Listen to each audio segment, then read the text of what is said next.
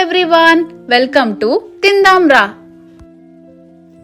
రైస్లోకి టిఫిన్స్లోకి పుల్లగా ఎంతో రుచిగా ఉండే చుక్కకూరతో పచ్చడి ఎలా తయారు చేయాలో చూద్దాం పదండి. ఒక కట్ట చుక్కకూర తెచ్చుకోవాలి. చుక్కకూరని సాల్ట్ వాటర్లో ఒక 10 నిమిషాలు బాగా నానబెట్టుకోవాలి. 10 నిమిషాలు బాగా నానబెట్టుకున్న తర్వాత మంచి వాటర్తో 2-3 సార్లు బాగా కడుక్కుని చిన్న ముక్కలుగా కట్ చేసి పక్కన పెట్టుకోవాలి. స్టవ్ పైన ఒక కడాయి పెట్టుకోవాలి. దాంట్లో ఒక 2 స్పూన్లు నూనె వేసుకోవాలి. నూనె కొంచెం వేడెక్కిన తర్వాత ఒక గుప్పుడు నిండుగా పల్లీలు వేసుకోవాలి. 1 స్పూన్ నిండుగా శనగపప్పు, 1 స్పూన్ నిండుగా మినపప్పు వేసుకోవాలి. ఒక 1/2 స్పూన్ జీలకర్ర వేసుకోవాలి. ఒక 10 లేక 15 మెంతి గింజలు వేసుకోవాలి. ఈ పచ్చళ్ళలో మెంతి గింజలు వేసుకోవడం వల్ల చాలా రుచిగా ఉంటుంది. తర్వాత దీంట్లో కట్ చేసి పెట్టుకున్న పచ్చిమిర్చి, ఎండుమిర్చి వేసుకోవాలి. మొత్తం అన్ని పచ్చిమిర్చి వేస్ట్ చేసుకోవచ్చు, లేదా మొత్తం అన్ని ఎండుమిర్చి వేస్ట్ చేసుకోవచ్చు. కానీ 2 వేస్ట్ చేసుకున్న పచ్చడి అయితే రుచిగా ఉంటుంది. ఇవన్నీ వేగిన తర్వాత ఒక ప్లేట్లో తీసుకోవాలి.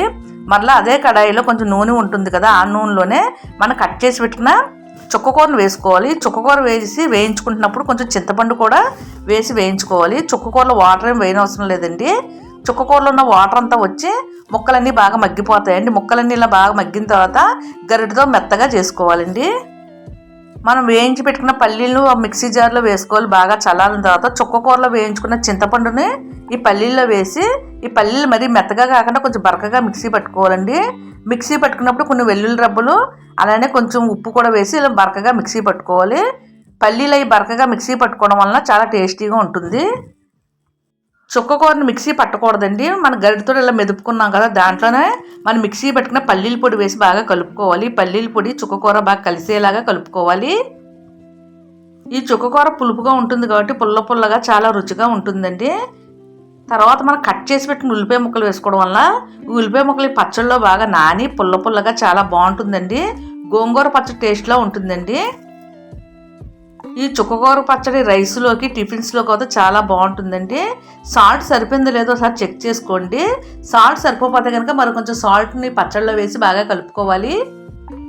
స్టవ్ పైన ఒక కడాయి పెట్టుకుని దాంట్లో కొంచెం నూనె వేసుకోవాలి. దాంట్లో శనగపప్పు, మినపప్పు, ఆవాలు, జీలకర్ర వేసి వేయించుకోవాలి. ఆవాలు, జీలకర్ర, శనగపప్పు, మినపప్పు కొంచెం వేగిన తర్వాత కట్ చేసి పెట్టుకుని ఎండుమిర్చిని వేసి వేయించుకోవాలి.